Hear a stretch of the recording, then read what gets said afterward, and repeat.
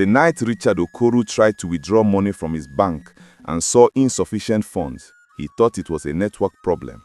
It wasn't.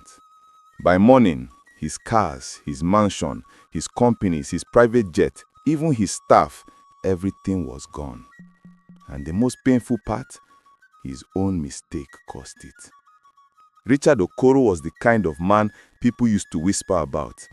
In Lagos, his name was like thunder. In London, people called him the Nigerian money machine. In Atlanta, his face even made it into business magazines. He was that big. Real estate, logistics, export business, hotels, everything he touched turned to gold. But there was one problem. Richard was too proud. He believed he was the only genius in every room. He believed he could never fall. He believed nobody could cheat him, harm him, or beat him. His wife, Amanda, always told him, "Richard, slow down. Not everyone smiling at you loves you." But he would laugh and say, "Amanda, relax. I know what I'm doing." Even his best friend of 20 years, Uche, one of the few people who truly cared for him, warned him about one business deal. "This partnership looks suspicious. Don't sign. Let us check it well." Richard waved him off. "Bro, calm down. I've handled bigger deals. I can't lose." Those 3 words, "I can't lose," were the beginning of his downfall. A man named Victor, smooth talking, foreign accent, fancy suit, expensive perfume, came into Richard's life like a blessing. He promised a deal that would triple Richard's company value. He promised access to investors in Dubai, UK, USA. He promised expansion that would make Richard the richest businessman in West Africa. Richard didn't investigate. He didn't research. He didn't listen to his lawyer. He didn't listen to anyone. Victor smiled at him like a brother. They drank wine together. They celebrated the future. And then Richard signed. One signature, just one pen on paper. That was all it took to open the gates of hell. Richard woke up around 2 a.m. His phone had more than 70 missed calls. Emails from directors, messages from banks, notifications from investors. His heart started beating too fast. He opened the first email. Emergency, company funds withdrawn, unknown transactions. Second email, Victor, cannot be reached.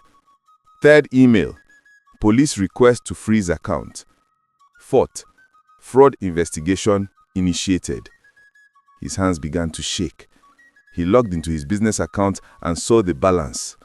Naira, 0. Dollars, 0. Pounds, 0. Every account was empty. He tried to breathe. He tried to stand up. He tried to call someone, but the nightmare kept getting worse. By morning, his 14 cars were seized. His Lekki mansion was taken over by the bank. His private jet was grounded. Reporters were outside his gate. Workers were protesting unpaid salaries. Investors were filing lawsuits. His phone couldn't stop ringing. And the biggest shock, Victor had disappeared with everything. He ran abroad. He cleaned out the accounts. He used Richard's signature to transfer ownership of assets. Richard didn't know when he collapsed on the floor. Amanda stood beside him crying. "Richard, what did you sign?" He couldn't answer. His children didn't understand why their school fees bounced, why the driver didn't come, why their toys were packed into cartons. His oldest daughter, 13 years old, asked him one night, "Daddy, are we poor now?" Richard's heart broke. He turned away so she wouldn't see his tears. One mistake, one moment of pride, one signature, everything was gone. The day they moved out of their mansion, rain started falling heavily. He felt like the sky was also crying for him. Neighbors stood outside watching. Some were whispering. Some were recording with their phones. Richard held his last bag, the only bag he had left, and forced himself not to break down. A man he used to help with rent walked up to him and said loudly, "Oga Richard, life no be balance. Rich today, poor tomorrow." People laughed, but Richard didn't say a word. His chest felt tight. He felt like he couldn't breathe. He wished he could disappear. They moved into a small 2-room apartment. No air condition, no fancy tiles, no maids, no security. Richard slept on the floor for days. He couldn't eat. He couldn't talk. He couldn't even look in the mirror. One night, his wife held his hand and said, "Richard, we lost money, yes, but I didn't marry money. I married you. I'm here. Don't give up." It was the first time he cried in front of her. He cried like a child. Uche, his old friend, was one of the few who didn't laugh at him. He came one morning and said, "Richard, you trusted the wrong person. It happens. But you're not dead. Let's start again, small, small." Richard wanted to refuse.